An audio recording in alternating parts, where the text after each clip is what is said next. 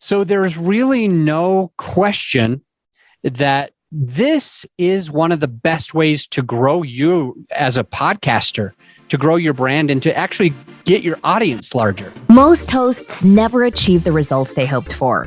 They're falling short on listenership and monetization, meaning their message isn't being heard and their show ends up costing them money. This podcast was created to help you grow your listenership and make money while you're at it.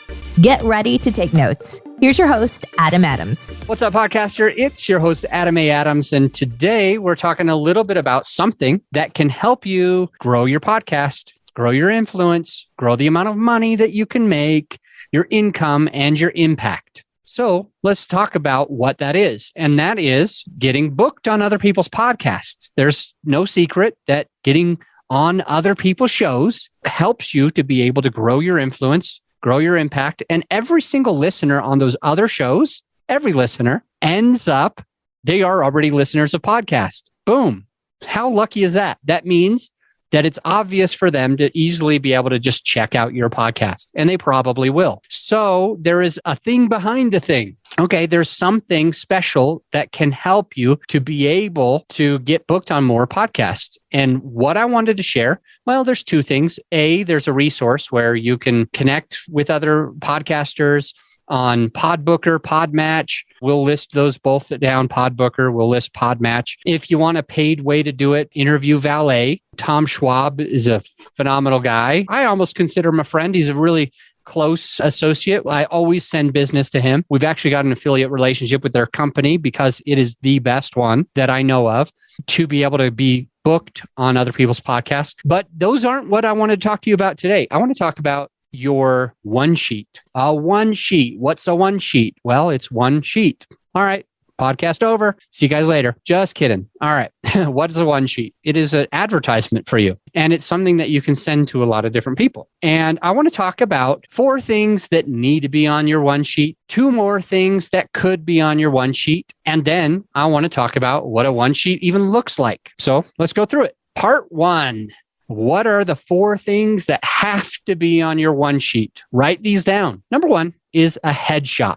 I like you to actually change that from just normal old headshot to professional headshot. What does this mean? It means that I don't want you to take a selfie. I don't want you to just take a random picture with a terrible camera with terrible lighting. I actually want for somebody who knows lighting, who knows their camera, who knows what aperture means, okay, and how long it should be there and how to develop the film and all these kinds of things. I want a professional who understands the lighting, who understands the angles, who understands the backgrounds, who can blurry the background.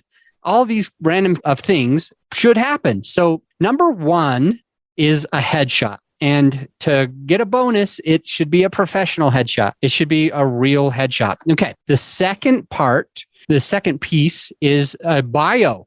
And I want you to emphasize that it's a short bio. Okay. The longer this whole document is, the worse. The more that's on there, the worse. The less is more when it comes to a one sheet. In my opinion, less is more when it comes to a one sheet. So you got your headshot. Yes. And now you've got a short bio. And the short bio, it needs to, I would almost rewrite your short bio every time you send a one sheet. This could be hard. This could be challenging for you. It might be boring for you. It might not be fun for you, right? I think that you rewrite your bio because you play to the player. Just like when I'm playing apples to apples with my kids, or when I'm playing Cards Against Humanity with my friends, you play to the player. When you put down that card, you play the card that you think that person's going to take, because that's how you win. And that's how you win with these one sheets,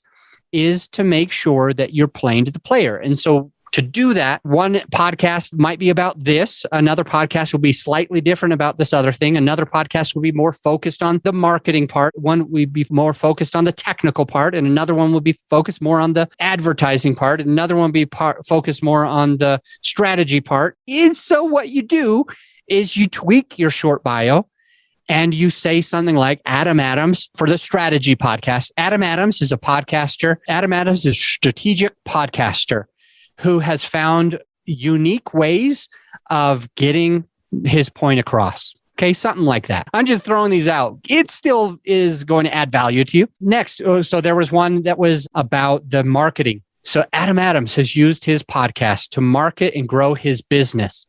Adam can help others market their businesses or their podcasts with 3 unique marketing tips.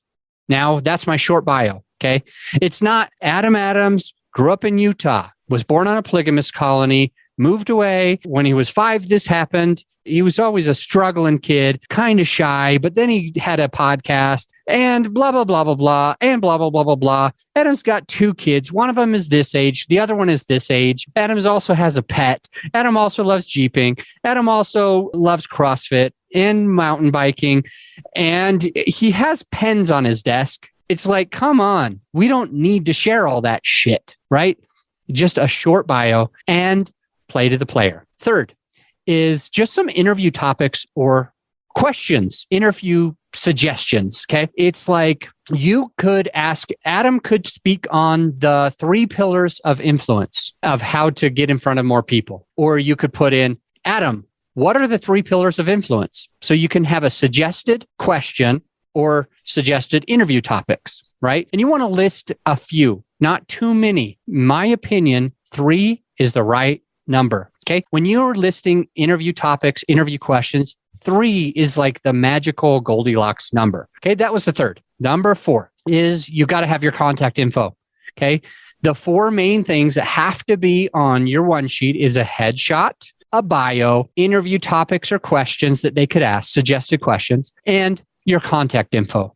These are the must-haves. Now, let's talk about these 2 bonuses that you could absolutely have as well. One of them is you could have some sort of testimonial of somebody who's been on your podcast or somebody who has had you on their podcast, which would probably be the best. So it's like, I might be able to get a testimonial from JLD because I was just on his podcast. It's coming out like this week. By the way, if JLD's episode isn't already out, go check Entrepreneur on Fire and look for my episode where I recorded with JLD on his show. Look it up as Entrepreneur on Fire or JLD or John Lee Dumas. And the point is, I could maybe have 2 points. One is I want you to go and listen to that podcast episode because it would make me happy, make me look like a badass to him. But really, the other thing is that I wanted to stress and why I even brought it up, why I brought up JLD is because it'd be really cool if I could get him to give me a topic, like give me a testimonial that says, Adam was a great guest. He added a ton of value in the marketing realm for my audience. Okay. So I add that as a 5th, like a bonus piece to my one sheet. Great. Another one, it could be links. Okay. You could put a link to your website. You could put a link to your podcast. You could put a link to your social. It's something you can do, but you don't absolutely have to do. They'll already have your contact info, like adam@mywebsite.com. And so they can always be like, oh, I can deduce that it's mywebsite.com, which that's not actually my website. I'm just saying. So headshot, bio, interview topics or questions, contact info so they can get a hold of you. You could also do a testimonial from an interview you've been on. The bigger, the better. Like if JLD wrote a thing that says Adam was a great guest, almost everybody knows who John Lee Dumas is because he's got one of the most popular podcasts currently in the world and has been one of the most popular podcasts in the world for like 15 years, I think. So anyway, that would be great. I could put some links to some stuff I want them to be able to see, maybe even a lead magnet link, like mywebsite.com/PDF. I recently recorded an episode that was like about all the podcasting equipment, the microphones, the headphones, the green screens, the soundproofing equipment, whatever. It's all on there and it's growyourshow.com/PDF. And maybe depending on, and play to the player, if I was planning on getting on somebody's podcast that they serve podcasters, maybe I could all anticipate that I could give away this free resource of the PDF that has all the equipment. And I could already have it on my one sheet, a link to growyourshow.com/PDF. And now they already have that. They already know. They can check it out and they can say, wow, that's a valuable PDF. I love it. I want to have this person on my podcast. Okay. So those were the 4 things, and then the 2 bonus things. And then we just need to talk a little bit about what does this one sheet look like? I'm going to try to design it for you. Now, I've got a one sheet on my website. You go to growyourshow.com/templates. It's templates plural because there's more than just a one sheet template. There is a one sheet template on there, but there's a bunch of other templates that are valuable to podcasters. So I put them all in one same place just to make it easier. All right. So /templates, they are all right there. Now, I mentioned that you need to have a professional headshot. Great. That can be anywhere on the page, anywhere that makes sense. Now, if you've written books or have a podcast, you can put like the way that your book looks, like the artwork for your book, somewhere on there as well. I guess that's a 3rd bonus. If you've written a book or you've got your podcast, you can put your podcast logo or your company logo or like the cover art to your books, something like that. And then you might also have on there like a quick like descriptor, like a brief about what's going on, like your name. I guess your name was an important thing. We've got to have your contact info. We'll bundle your name into contact info. So the name of the person is on there, like their title, their email address, your phone number, your email address, however you want to get them to reach out to you. And then you can put things on there that are like key focus, a key suggestion, a key topic, like one sentence, one quote, and you might be able to put each and every one of those things. Okay, I want to back up. The one sheet is literally one page. It's on one side of one page.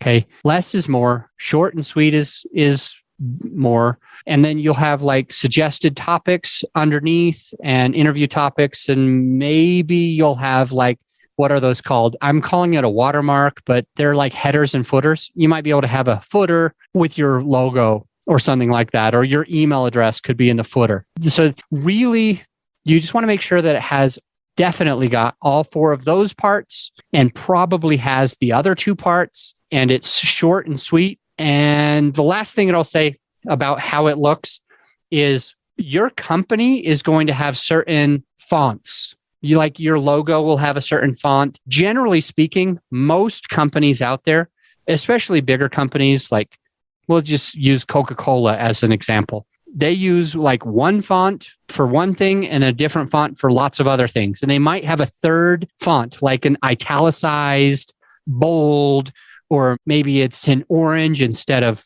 gray, or it's in white instead of in black, but it's still the same font. We only are going to keep with this like congruent message. And what I mean by that is, don't use like 50 different random fonts unless that's your brand. If your brand is 50 different fonts, as you're making your one sheet, you want to look for the fonts that you used on your website. You want to look for the fonts that you used on your podcast artwork. You want to look for the fonts that you used in your logo for your company. You want to look for the fonts that you use in email. And you want to kind of like minimize it so that you only really have 1, 2, or 3 fonts and or colors and or italicization. Is that a real word? Anyway, that's a one sheet. A one sheet will help you get booked on more people's podcasts. Going and using Interview Valet, which I'll put our affiliate link in. Going and using Podbooker or Podmatch, and I'll put our links to those down there as well, so you can just connect with these people and see what they do and how they can help you. Just remember, those are the pieces to the one sheet. A one sheet is important. It's helpful. It can help you get booked on more podcasts, and it has all of the info. And a lot of people use those suggested topics, suggested questions to move in. Now, I've seen one sheets that have like 8 different interview topics. Sure, if you want. But honestly, the right number is 3 for those interview topics. I think that's good enough for today. I think you got a lot of information, a lot of help. You could probably go and create your one sheet. Just use the colors of your brand. Just use the fonts of your brand. Who are you? Where do you come from? What are you focused on? And use interview topics also that are like, what's the best way to say it? You know how we've talked about hook, story, offer, stopping the scroll. You know how we've talked about those marketing terms of like getting people's attention, pattern interrupt. And we've also maybe mentioned on this podcast a few times in the past something called not pattern interrupt, but inciting curiosity. Well, with your interview topics, it would be beneficial if your interview topic incites some curiosity for the host of the show. So where the host is like, man, that sounds good. You could say the 3 pillars of influence. Don't steal mine. That's what I use, the 3 pillars of influence. And I talk about that. And I came up with the 3 pillars. And maybe I could talk about how to draw your line in the sand. Why is drawing a line in the sand important? And how to do it. That could be one of my interview topics. And then when I get on the episode, they might say, hey, Adam, like, what does it mean to draw a line in the sand? How do we do that? And I say, oh my gosh, here's the thing. A long time ago, and I'm making this up, there was this cave person named His name was because they didn't really like have full names back then. But anyway, he was a cave person and learned fire. And the leader didn't want the fire. And so was like, man, fire can do so many things. And the leader was like, man, fire might be from the devil. It could hurt us. It could burn us. It could burn our crops. We need to be careful. And was like, I'm passionate about doing things differently. I'm passionate about being able to stay out of the cave and still be warm. I'm passionate about being able to cook my food. I'm passionate about being able to light the way through another cave when it's dark. And now I can use this fire and I can see even at night. And so thought he was on to something. So what he did is he drew his line in the sand and he said, anyone who wants to come on this side can. And he became the second ever leader. And so I could put a topic like how to draw your line in the sand, why it's important. And then I could use the story that is very memorable about the cave person, and the host will be very happy. And all of the listeners will be happy too. And me as a guest, because I'm adding value, I'll be happy as well. I'll be able to get more people to come over to my podcast from their show. And eventually I'll be able to make more impact on the world. I'll be able to make more income in the bank account. And I'll be able to leave a legacy. I'll be able to support and help other people and feel good about myself. So this all comes from being interviewed on other people's podcasts. I gave you a couple of resources, and then I taught you how to create a one sheet. I'll see you on the next episode. You're not alone if you're ready to either get your very first affordable microphone or if you're ready to upgrade your equipment to some legit podcasting studio equipment. Because on all of the forums over the last few months, I'm seeing this all the time. Even my own personal clients that work with my team, they're ready to get that next microphone. They're asking us for it. Additionally, when I'm on discovery calls with potential clients, they're always asking for this stuff. Hey, what mic do you recommend? Hey, what lighting do you recommend? What webcam should I be using?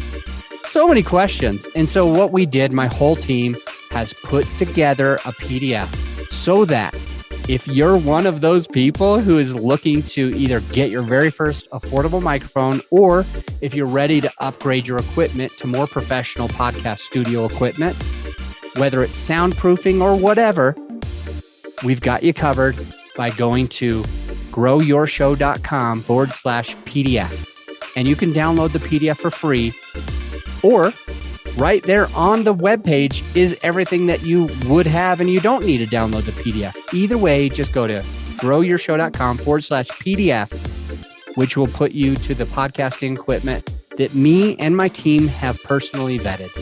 I'll see you on the next episode.